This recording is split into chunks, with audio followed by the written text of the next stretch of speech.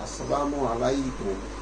Again, I came to you from Abdin Women's Medical College, Physiology Department. I am Dr. Abdul Sattar Chaudhary. Today, I want to give my second lecture. Today, my headline of my lecture is Interrelationship of Pressure, Flow and Resistance.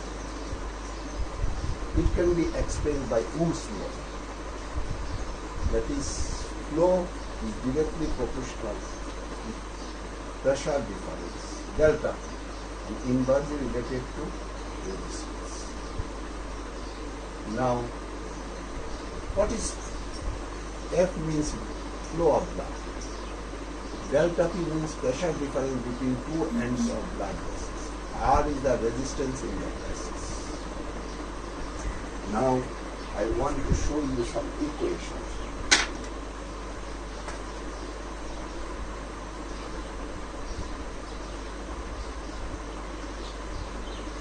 You can change it this, that is, pressure is directly proportional to flow and resistance. Again, resistance is delta P by flow. Now, come to the, what is flow?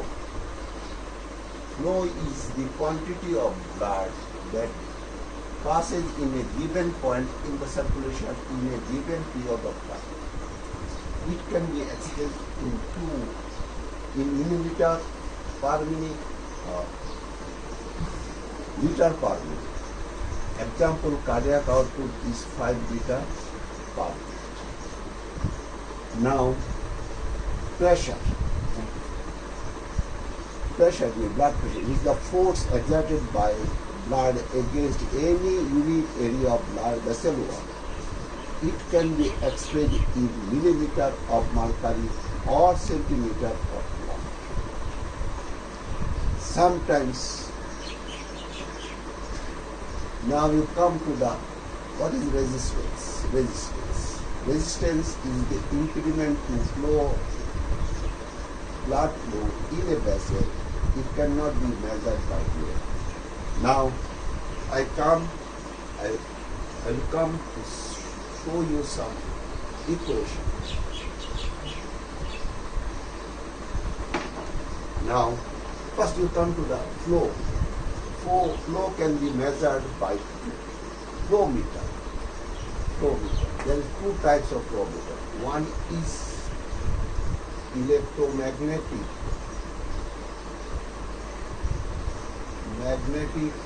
flow meter, another is ultrasonic Doppler flow meter. Now, there is a sum about the flow. What is laminar flow?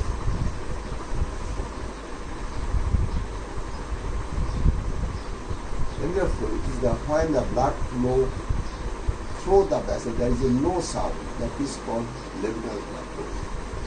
Blood flow without sound, that is called laminar blood flow. Then come to the, why there is a laminar blood flow or there is a silent when blood flow through the vessel, there is silent. Blood flow usually is a velocity with parabolic profile. Parabolic profile is this. This is the blood vessels. This is the peripheral layer. Next to peripheral is the central layer. That is layer of the blood that remains in the center, which flows very fast. Near to the wall of the blood vessel, it flows slowly. There is no friction. There is no friction between layers of the blood. Therefore, blood flow is laminar blood flow. When laminar blood flow is opposite to laminar blood flow is called turbulence. Now, you can measure the turbulence by Reynolds phenomenon. Number RE. It is the directly proportional to B, D, and here this is the Reynolds number, RE Reynolds number. This is the velocity of blood. This is the diameter of blood vessel. R. This is the density of fluid. Rho is the density of fluid. And this is the eta. Eta means viscosity. Viscosity. Now, Reynolds phenomena is directly proportional to velocity of blood, diameter of the blood vessels, and density of blood is directly proportional. Inversely to the viscosity of blood. Now, the normal Reynolds phenomena is number is 200 to 400. There is no sound. When it goes above 400, then some vessels may make some sound. That is called turbulence. That is possible. If the Reynolds number goes above 2000, the sound usually may get in the straight and smooth vessels. Now, this is the. Now, another thing is related to the flow of blood. The flow is directly proportional to diameter. Diameter 4. Now, if you see the picture, then you can understand this. Suppose diameter of the blood vessel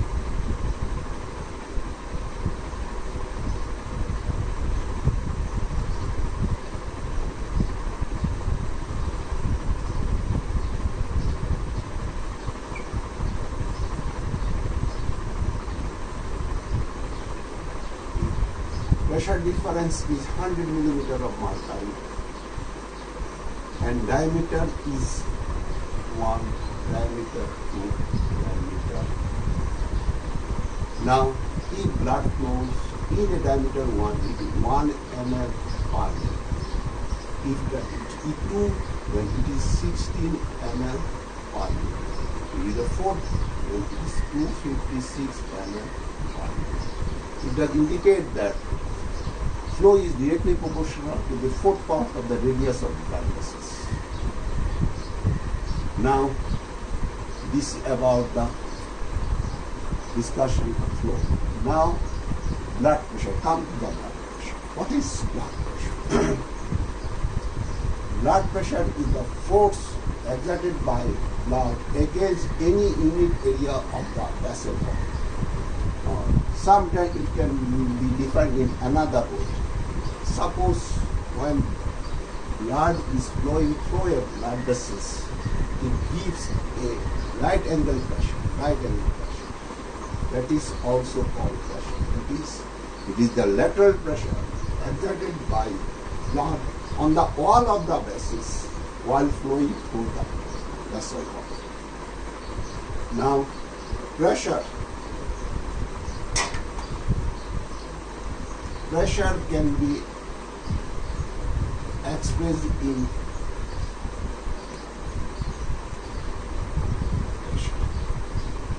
millimeter of mercury, and sometimes pressure can be expressed in centimeter of water. Centimeter of water, where the pressure is very low, you can express centimeter. As for example, in CSF, single strand fluid, the pressure usually expressed in centimeter of water. But you see,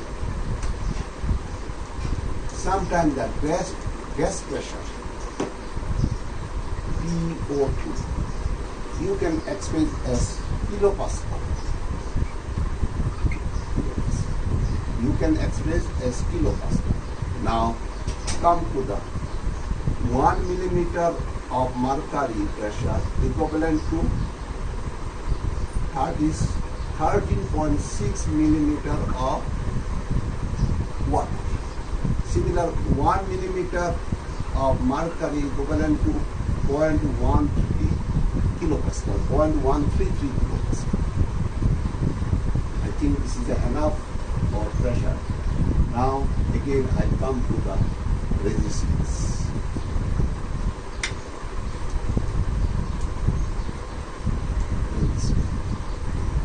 What is resistance? First you come to resistance.